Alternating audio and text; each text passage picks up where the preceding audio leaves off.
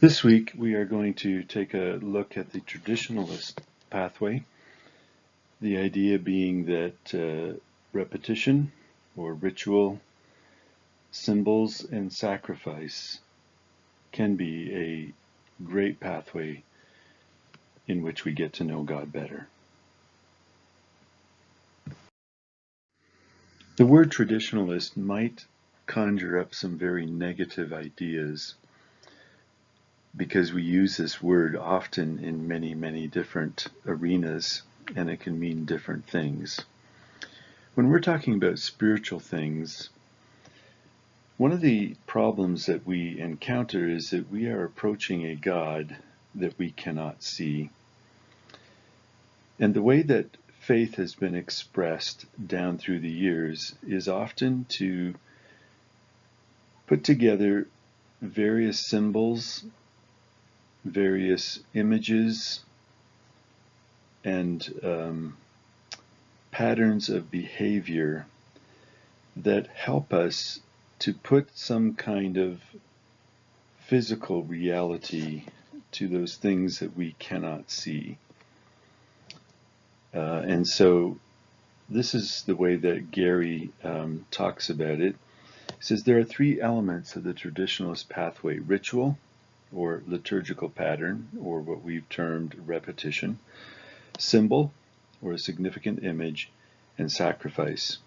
Evelyn Underhill, a popular Christian writer in the early part of this century, calls these three elements sensible signs of suprasensible action.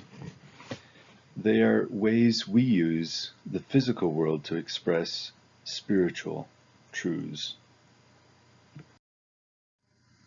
Most of us have maybe not understood the fact that repetition is unavoidable.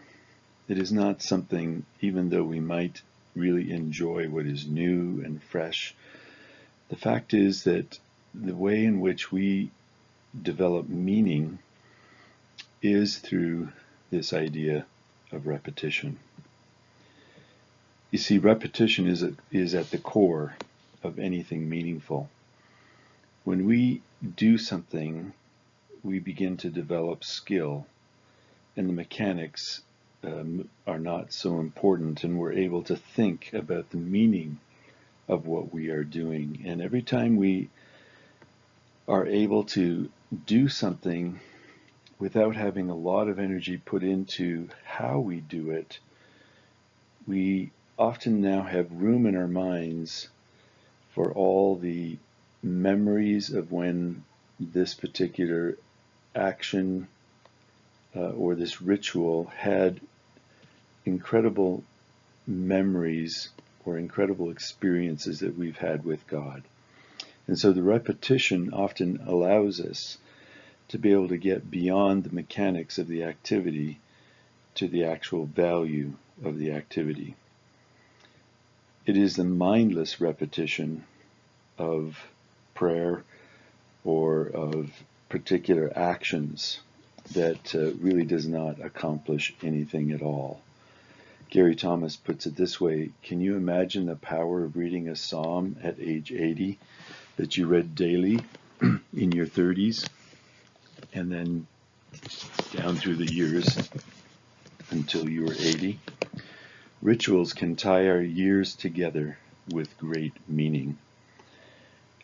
The Apostle Paul expresses this when he talks about the fact that he still kept many of the Old Testament sacrifices and various rituals.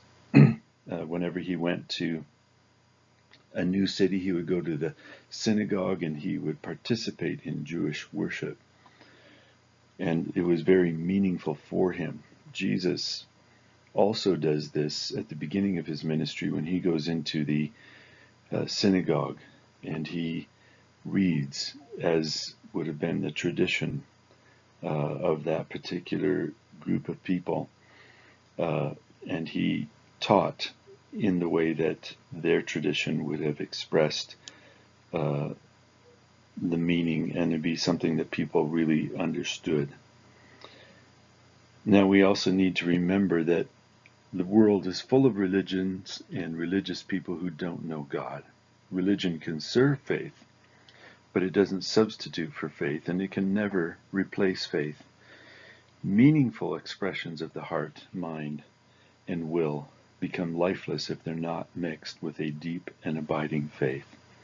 You see, when you participate in something that has become very familiar to you, and it has meaning for you, then you truly are a traditionalist.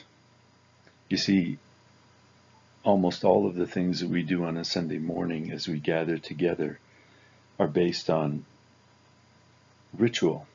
It's fascinating to me that even in the most free expressions of faith, there often is a ritual underneath.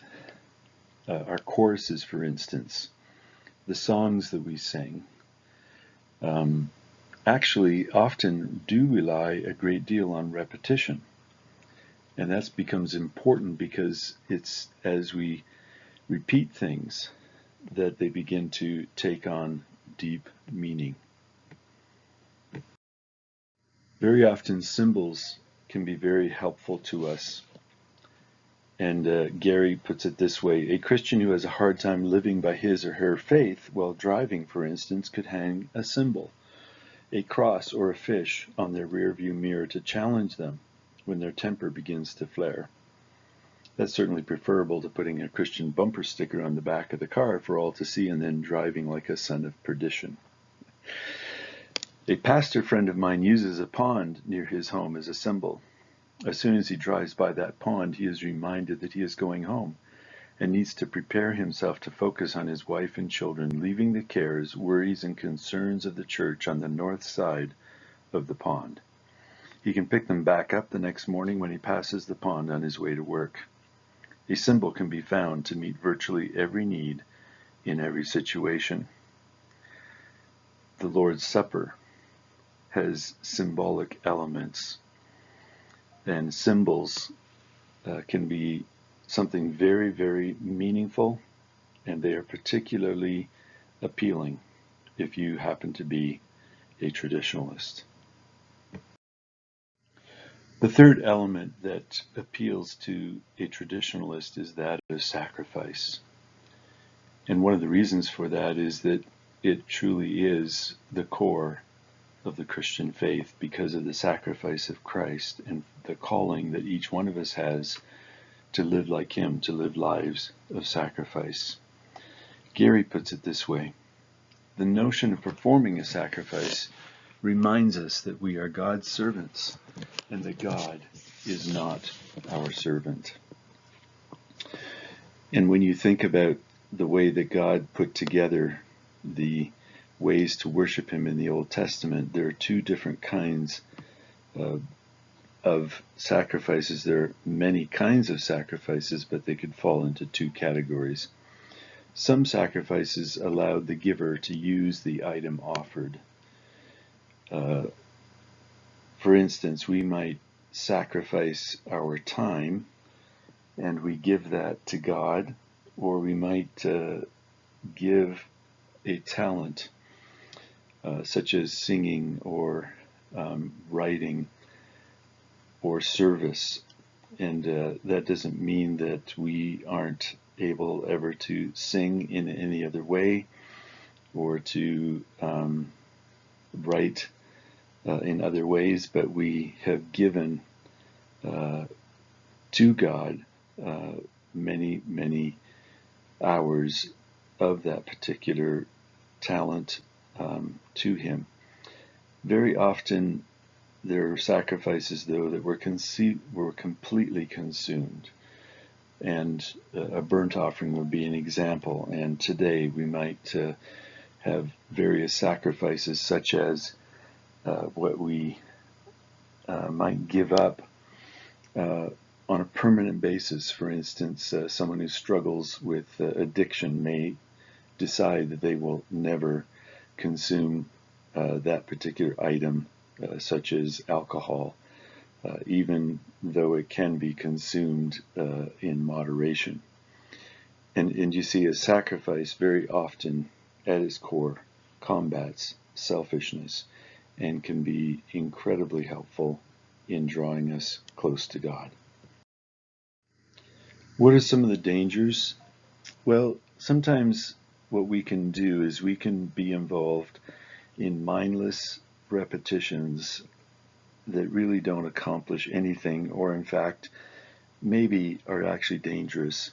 Gary Thomas points out, how often do we Christians take the Lord's name in vain during our worship?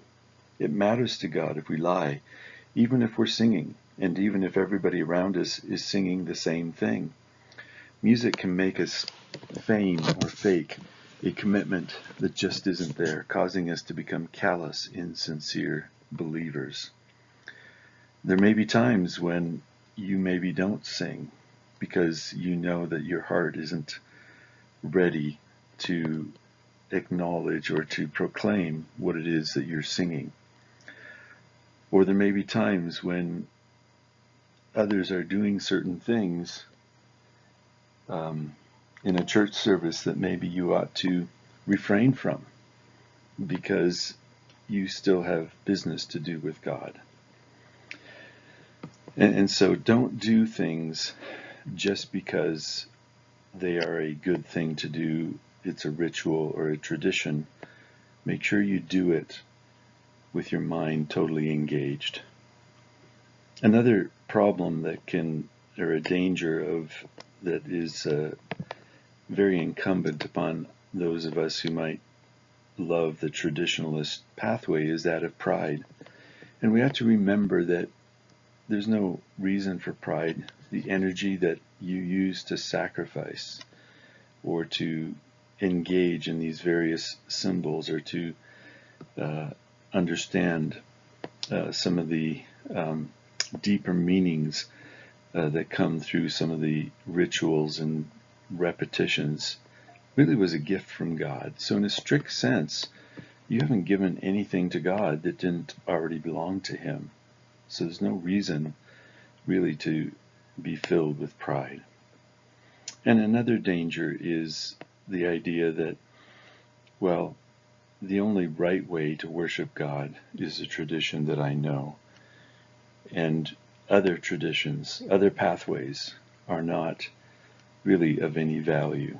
And I don't find them helpful, and I think that others are less when they follow other traditions, which is one of the reasons why we are encouraging you to at least be able to appreciate and at some level be able to participate in each pathway.